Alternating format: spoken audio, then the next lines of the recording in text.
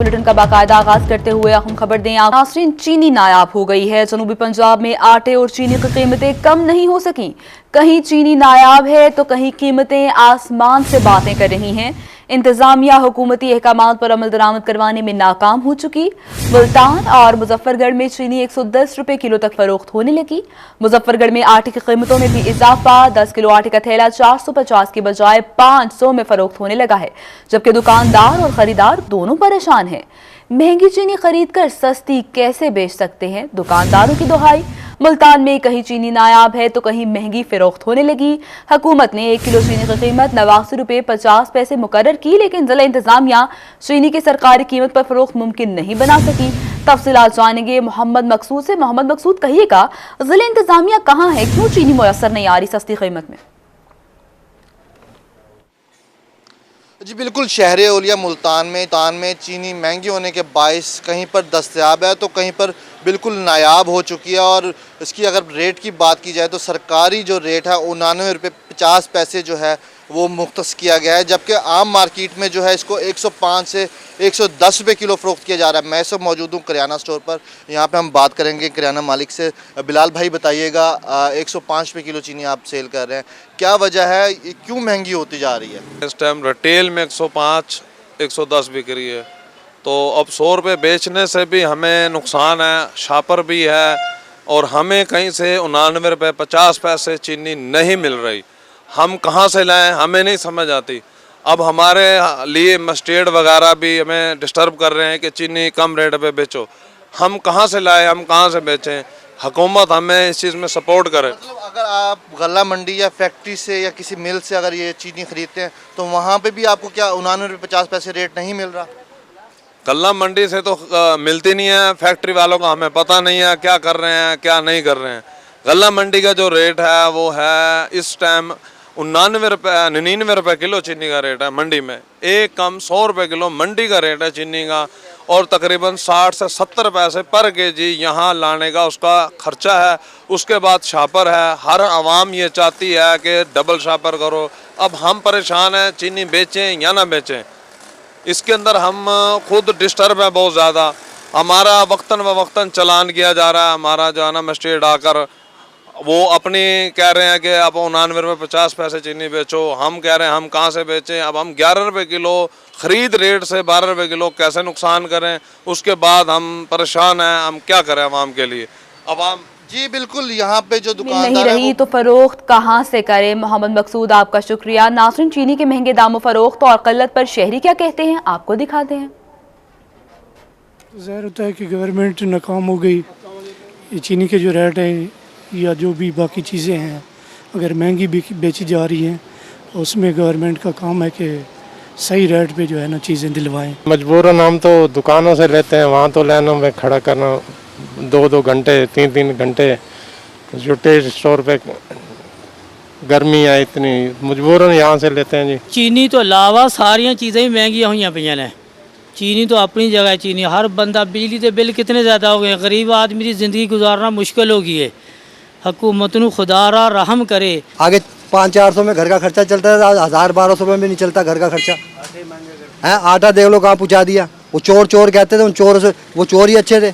चलो आवाम खुशहाल तो थी, ये नेक पार्सल आए। मुल्तान के शहरियों का शिकवा आपने सुना। रुख करेंगे मुजफ्फरगढ़ का, जहां पर सहूलत बाजार में चीनी और आटा महंगे दामों फरोख्त हो रहा है। तफसीलात बता रहे हैं आमिर डोगर।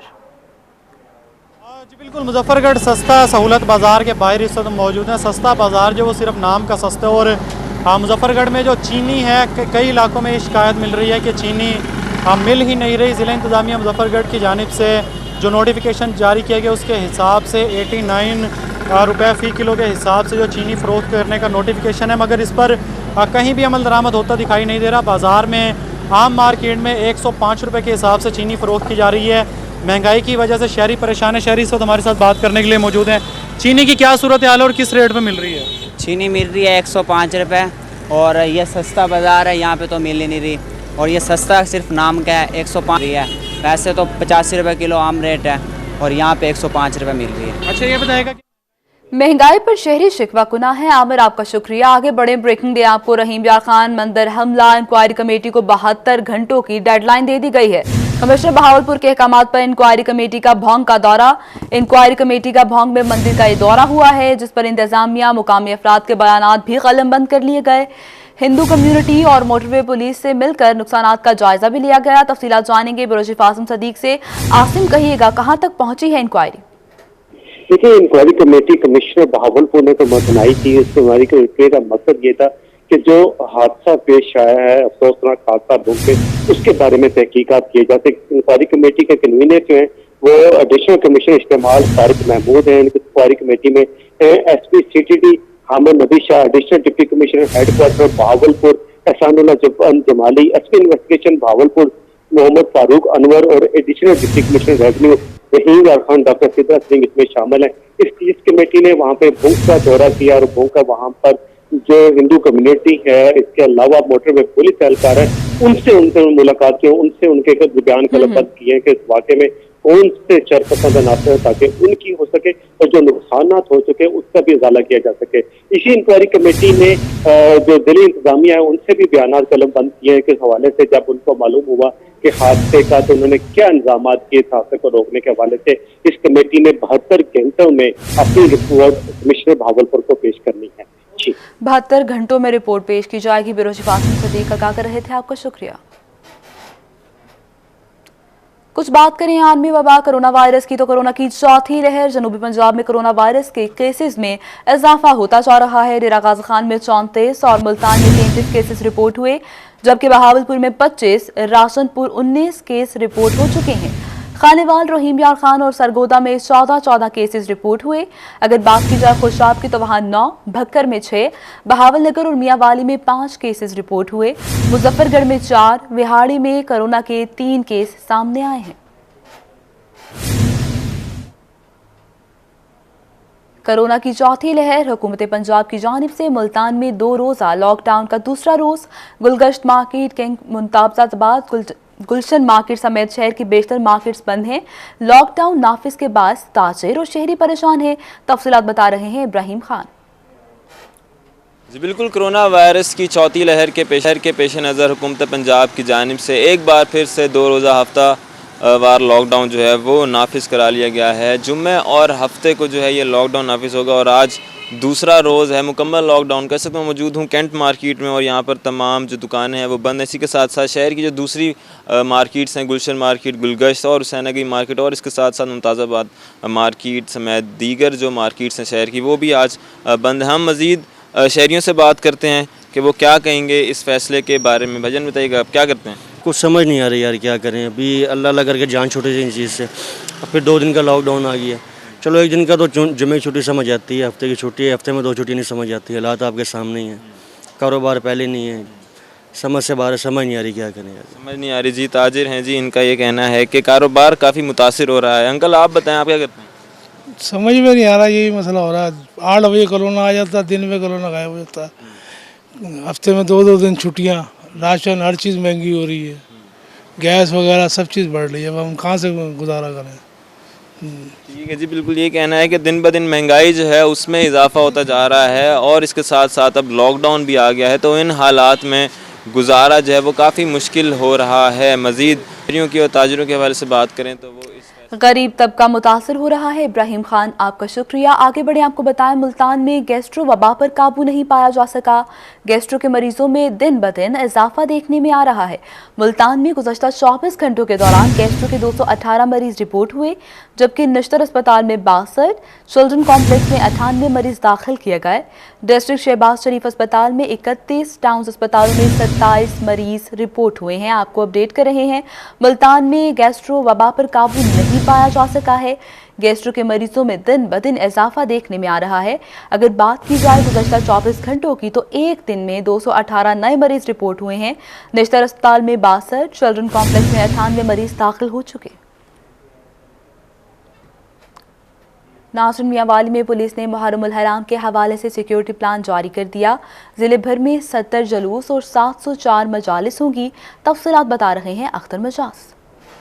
जी बिल्कुल, मियाँ वाली पुलिस ने मुहर्रमुल हराम के हवाले से स्कूटी प्लान जो है जारी कर दिया है। स्कूटी के हवाले से मैं आपको बताता चलूँ कि 1181 पुलिस एहलकार जो हैं वो ड्यूटी पर मामूर होंगे, जिनमें एक SP, 6 DSPs, 19 inspector, 43 sub inspector और 68 एएसआई, 95 हवालदार और 949 कांस्टेबल इसमें शामिल हैं। उसके अलावा मैं आपको बताता चलूँ कि इलियट फोर्स की जो हैं 20 टीमें तश्कील दी गई हैं जो मुख्तलिफ मकामात पर अपनी ड्यूटी सर अंजाम देंगे। उसके अलावा मियाँ वाली में जो जुलूस निकाले जाएंगे उनकी तादाद जो है वो 70 जुलूस हैं और इन 70 जुलूस में से जो है ए कैटेगरी के जो हैं 24 हैं, बी कैटेगरी के जो हैं 6 हैं और सी कैटेगरी के जो मातमी जुलूस हैं उनकी तादाद है 40। उसके अलावा मजालिस जो हैं मुहर्रमुल हराम के 10 अयाम में जो मुनक्किद होंगी उनकी तादाद है 704 मजालिस के इज्तिमा मुनक्किद होंगे, जिनमें बी कैटेगरीज़ के इज्तिमा जो हैं उनकी तादाद है 35 और सी जो है 639 कैटेगरीज़ में शामिल की गई हैं, सी कैटेगरी में शामिल की गई हैं। वॉक थ्रू गेट और सिक्योरिटी के इंतजामात किए जा रहे हैं। अख्तर मिजाज, आपका शुक्रिया। मियाँ वाली की तरह बहावलपुर डिवीजन में मुहर्रमुल हराम के हवाले से इंतजामात मुकम्मल कर लिए गए। तफसीलात बता रहे हैं महमूद जहीर। जी मुहर्रमुल हराम तकरीबन पहुंच गई सर पर और इस हवाले से इंतजामात जो हैं फौरी तौर पर शुरू कर दिए गए हैं। इस वक्त हमारे साथ मौजूद हैं रीजनल पुलिस ऑफिसर हैं ज़ुबैर दिरेशक साहब।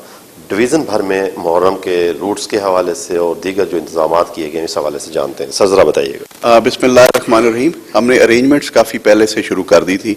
डिफरेंट लेवल पे, थाना लेवल पे, STPOs, TPOs, इवन के रीजनल लेवल पे हमारी मीटिंग्स का इनेकाद हो चुका है।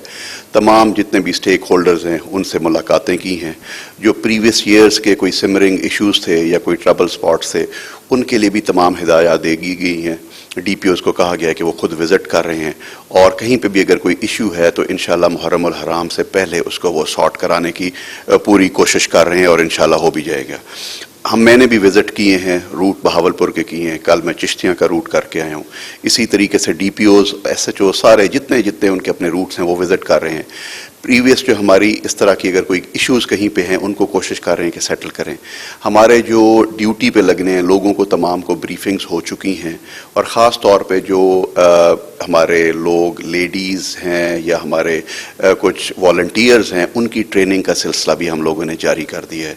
इंशाल्लाह पूरी कोशिश करेंगे कि तमाम जो हमारे प्रोसेशंस हैं जो कि 514 हैं, इसमें 40 A कैटेगरी के हैं, 45 B कैटेगरी के हैं और बाकी C कैटेगरी के। इसी तरीके से हमारी जो मजालिस हैं उनकी भी तमाम सिक्योरिटी अरेंजमेंट्स हमने मुकम्मल कर ली हैं और हम ये कोशिश कर रहे हैं कि तीन लेयर्स में 3 tier सिक्योरिटी हो, जहाँ ज़रूरी हो वहाँ रूफ टॉप भी हो, पार्किंग वगैरह सेफ डिस्टेंस पे हो और पूरी लोगों को भी ब्रीफ किया जा रहा है। सोशल मीडिया को भी यूज़ कर रहे हैं, मीडिया को भी यूज़ करेंगे और अपनी पुलिस जो डिप्लॉयड है उनको भी करंट जो सिक्योरिटी सिचुएशन कंट्री में है उसके हवाले से ब्रीफ करके डिप्लॉय किया जाएगा। अच्छा सर, सिक्योरिटी इंतजामात को मुकम्मल किया जा रहा है। महमूद जहीर, आपका शुक्रिया। अभी आपको हम खबर दें, मुल्तान में ज़िला इंतजामिया मुहर्रमुल हराम से कबल इंतजामात मुकम्मल करने के लिए पुरअज़्म है।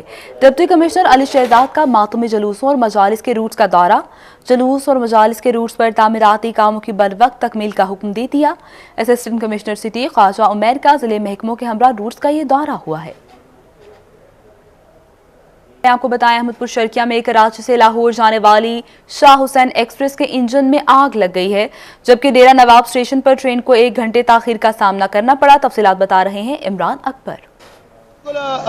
कराची से लाहौर जाने वाली शाह हुसैन एक्सप्रेस जो है फनी खराबी के बायस जो है इंजन में आग लग गई और इंजन में आग लगने के बायस जो है ट्रेन तकरीबन जो है वो 1 घंटे तक वो यहाँ रुकी रही। अब इंजन जो है वो उन्होंने बना लिया और डेरा नवाब स्टेशन से अब ये अपनी मंजिल की तरफ रमा दमा है। बताया गया था कि इंजन में फनी खराबी के बायस जो है वो आग लगी, जिसको यानी कि कंट्रोल कर लिया गया और अब जो है ट्रेन अपनी मंजिल पर रवाना हो चुकी है। 1 घंटे की ताखीर का शिकार हुई है।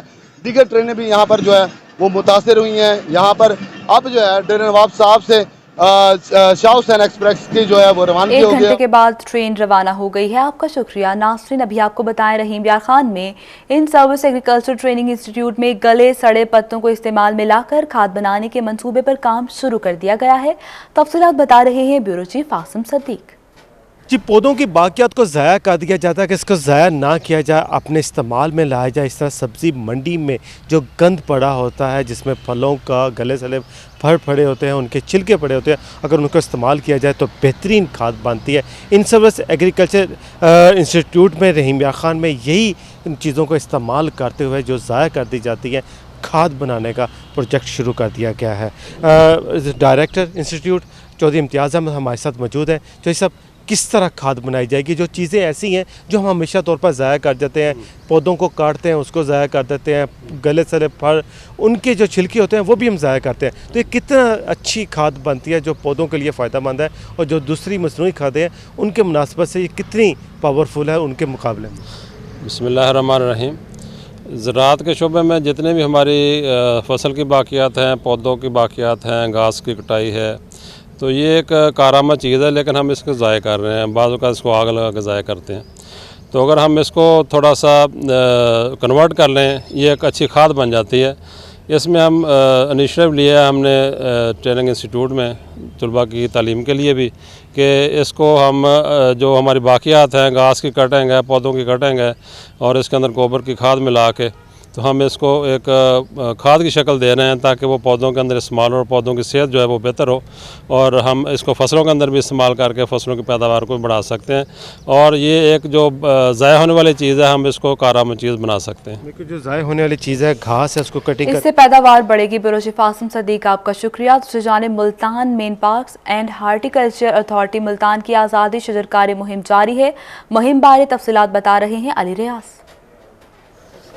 जी बिल्कुल, मैं इससे मौजूद हूँ मुल्तान के शाह शम्स पार्क के, जो कि न सिर्फ एक कदीमी एतबार से बल्कि मुल्तान की सबसे बड़ी तफरी गाह की ख़ास अहमियत रखता है। तो आज यहाँ पर जो सेक्रेटरी एजुकेशन जनूबी पंजाब आमिर खटक साहब और चेयरमैन PH ने यहाँ पर पौधा लगाया है, क्योंकि जो एक मुहिम शुरू की गई जिसमें न सिर्फ डिवीजन इंतज़ामिया, ज़िला इंतज़ामिया, बल्कि जो PH है ख़ास तौर पर, वो खासा सरगर्म है, जिसके तहत आए रोज़ न सिर्फ मुल्तान के चौराहों पर बल्कि मुख्तलिफ जो ग्रीन बेल्ट्स पार्क में भी पौधे लगाए जा रहे हैं। तो आज यहाँ पर शाह शम्स पार्क में पौधा लगाएगा। तो फिर बात करें सेक्रेटरी साहब से। सर, क्या पैगाम देना चाहेंगे पौधों के हवाले से, और ये बताएगा कि मुल्तान को किस तरह से देख रहे हैं, और शाह शम्स पार्क के तरक्याती कामों के बारे में क्या कहना चाहेंगे, क्योंकि आपके दौर में ही फंड रिलीज़ हुआ था? बड़ी खुशी हुई यहाँ पे आके, जो शाह शम्स के लिए 4 करोड़ 80 लाख रुपए का एक टाइम में टेंडर मंजूर हुआ, तो उस पर काम चल रहा है। इंशाल्लाह महीने तक ये कंप्लीट भी हो जाएगा। मुल्तान के लोगों के लिए बहुत अच्छी एक अपॉर्चुनिटी है, फैमिलीज़ यहाँ पे आएंगी, बहुत अच्छा एक प्लेस है यहाँ पे। इसके अलावा इरीगेशन के हवाले से मैं आपसे बात करूँगा। स्पेशली अभी मैं एजाज भाई से भी डिस्कस कर रहा था, मैंने इरीगेशन डिपार्टमेंट में इंस्ट्रक्शन दी है कि हम अपनी नर्सरीज इस्टेब्लिश करेंगे, जो हमारी अपनी प्रॉपर्टीज़ हैं, कैनाल्स हैं, और जितनी प्रॉपर्टीज़ हमारी है जहाँ पे प्लांटेशन हो सकती है, इंशाल्लाह उसको हम फोकस करेंगे। प्राइम मिनिस्टर साहब के विजन के मुताबिक हर जगह पे हम बड़े पौधे लगाने की कोशिश करेंगे। और पहले भी जो प्लांट्स लगते थे वो छोटे लगते थे, उसकी सर्वाइवल बहुत कम है। तो एजाज भाई से हमने ये सीखा यहाँ पे मुल्तान में कि जितनी भी इन्होंने प्लांटेशन की है, बहुत अच्छी प्लांटेशन हुई है, सक्सेसफुल भी हुई है। अभी मैं मुल्तान में 1-2 रोड्स को आते हुए देख रहा था, तो जो प्लांटेशन 1-2 साल पहले हुई है, काम में इजाफा किया जाएगा। अली रियाज, आपका शुक्रिया। और इस बुलेटिन में फिलवक्त इतना है।